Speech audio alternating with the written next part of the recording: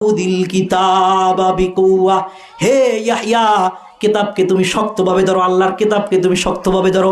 আব্দুল্লাহ ইবনে মুবারক বলেন, এর দ্বারা আমি বুঝতে পারলাম বুড়িমার 3 নাম্বার সন্তানের নাম, আর কয় না 3 নাম্বার সন্তানের নাম ইয়াহইয়া। 3টা নাম রাখছে, কোরআনের নাম দিয়ে নাম রাখছে, সুবহানাল্লাহ। আর এখন আমরা কি নাম রাখি? সোল্টু, বল্টু, মন্টু, কথা বলেন ঠিক কিনা? শান্টু, এই সমস্ত নামের কোনো অর্থ আছে?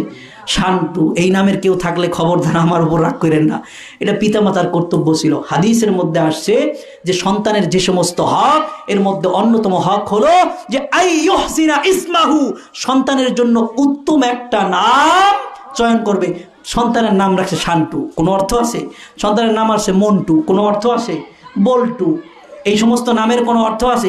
এখন আবার একদল সুশীল বের হয়েছে, মানে এরা বাংলা আরবি মিলাইয়া রাখে, যে সমস্ত নামের কোনো অর্থই হয় না। শুভ রহমান নাম কি রাখছে? কথা কয় না। শুভ রহমান নাম কি রাখছে? শুভ রহমান। শুভ রহমান, শুভ আরবি শব্দ, কথা কয় না। শুভ আরবি শব্দ, ভালো, ভালো রহমান, এটা হইলো? কোনো নামের কোনো অর্থ হইলো? রহমান রেখে দিয়েছে, শুভ রহমান। অমুক ইসলাম, তমুক ইসলাম, নামের সাথে কোনো মিল নাই। ওখান থেকে একটা আইনা, এখান থেকে শ্রাবন্তী ইসলাম, মেয়েদের নাম রাখছে শ্রাবন্তী, শ্রাবণ মাসে হয়েছে, নাম রাখছে কি? আরে কয় না, নাম রাখছে কি? বৃষ্টির সময় হয়েছে, নাম রাখছে কি? বর্ষাকালে হয়েছে, নাম রাখছে কি? আরে এরকম আছে কি নাই? সমাজের মধ্যে আছে কি নাই? অহর অহর আছে। যে কি ব্যাপার, ওর নাম শ্রাবন্তী রাখছেন কে? শ্রাবণ মাসে হয়েছে, এই জন্য কি রাখছি? আষাঢ়, ভাদ্র, আশ্বিন, কার্তিক, এরকম অভাব নাই। অথচ পিতামাতার কর্তব্য ছিল কি? কথা বলেন, আওয়াজ দিয়ে বলেন, কর্তব্য কি ছিল? ছেলে সন্তানের জন্য উত্তম একটা নাম রাখা, উত্তম একটা নাম রাখা। হাতে হাদিস মনে পড়ছে, বলবো?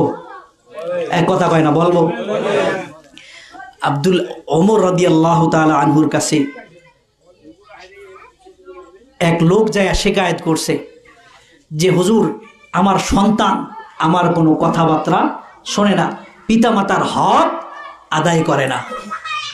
ওমর রাদিয়াল্লাহু তাআলা আনহু সন্তানকে ডাকছে, যে আসো। সন্তানকে ডাকছে, তুমি তোমার পিতামাতার হক কেন আদায় করো না?